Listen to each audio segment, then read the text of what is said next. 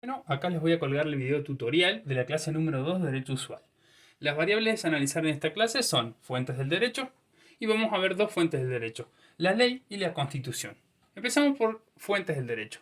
Tenemos que las fuentes de derecho son aquellos cimientos o sustento o todo aquello que le da forma a la norma jurídica representada en el derecho positivo como lo veníamos trabajando en la clase 1 que vimos el concepto del derecho positivo.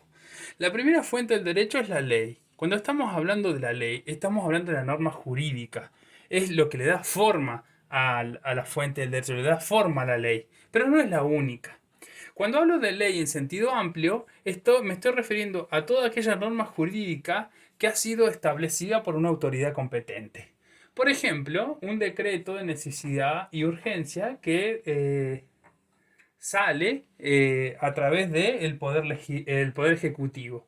¿Por qué el decreto de necesidad de urgencia tiene fuerza de ley? Porque como lo dice la palabra, es de necesidad de urgencia. Sabemos bien que el tratamiento de una ley en el cuerpo legislativo tiene plazos de tiempo muy superiores a lo que es un decreto de necesidad de urgencia. Porque para ello tiene que ser presentarse un proyecto de ley, que debe ser aprobado por la Cámara de Diputados, luego pasar a la Cámara de Senadores y después emitido en el boletín oficial para que recién empiece a entrar en vigencia. En cambio, un decreto de necesidad de urgencia necesita la promulgación en cadena nacional del presidente para luego al otro día entrar en vigencia. ¿Y por qué se hace eso? Un ejemplo, si nosotros entraríamos en guerra con el país limítrofe Chile, se podría declarar un decreto de necesidad de urgencia en el cual se racione la compra de mercaderías en conservas o enlatadas para guardar todo lo que es metal para el aprovisionamiento de municiones. Un ejemplo que se me ocurre. Entonces entraría en vigencia posterior a su promulgación. Cuando yo hablo de la ley en sentido estricto, me estoy refiriendo a todas aquellas que son emitidas por el cuerpo legislativo, por el poder legislativo, ya sea tratada en Cámara de Senadores y Diputados. Las características de la ley. La ley es coactiva. ¿Y por qué digo que es coactiva? Porque va a tener una sanción en caso de que no se dé un cumplimiento de esa ley. Es general. ¿Por qué es general? Porque va a involucrar una serie indeterminada de hechos que realice el hombre. Cuando nosotros hablamos de hecho, cuando ustedes tenían lengua en la primaria, les pedían que analicen oraciones y que las clasifiquen en sujetos y predicados, que las desmembren en gramática. Y nosotros decíamos, por ejemplo, en el perro saltó la cerca. Decíamos que la acción o el verbo era saltar.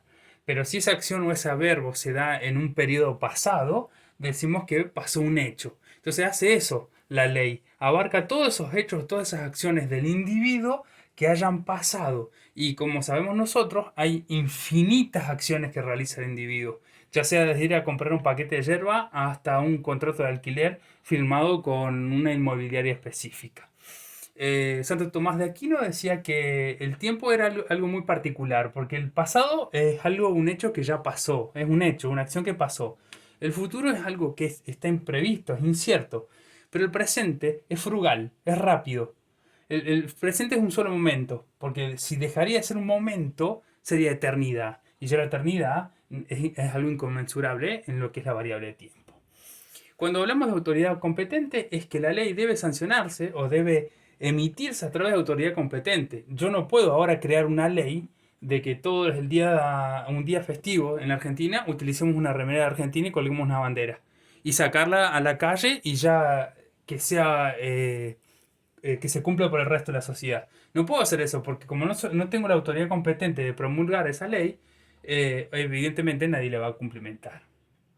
Por otro lado, tenemos la Constitución.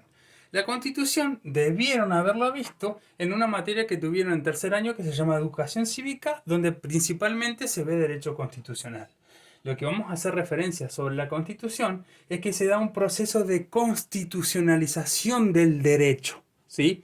Como sabíamos nosotros, nuestro derecho usual, principalmente el derecho civil, se enmarca dentro del derecho privado. ¿Qué quiere decir? Que va a regular las relaciones entre particulares. Pero siempre y cuando esas relaciones entre particulares no atenten contra derechos o garantías establecidas en la Constitución. Por eso nosotros estamos hablando de un proceso de constitucionalización del derecho. Les voy a dar un ejemplo. En el año 2014 se presenta un amparo entre una persona, la familia del señor Maciel, que le había dado una CB. Y encontrándose en el nosocomio de Berazategui, en la ciudad de Buenos Aires, la obra social que tenía, que era OSECAC, le niega seguirle pagando los gastos de internación. ¿Por qué? Porque había tenido secuelas relativas a la muerte cerebral. La familia presenta un amparo y el amparo está fundado en el derecho a la salud que está contemplado en la Constitución Nacional. Si bien el señor Maciel lo que hizo es pactar con una obra social, ya, son una persona jurídica y una persona humana, ¿sí? Hay una relación entre particulares, esa relación entre particulares no puede vulnerar el derecho establecido en la Constitución. Por eso decimos que la Constitución, en este caso, está garantizando los derechos o mediando esta relación que se da entre los particulares. Acá quedan vistas las variables que hemos visto en la clase número 2 del derecho usual.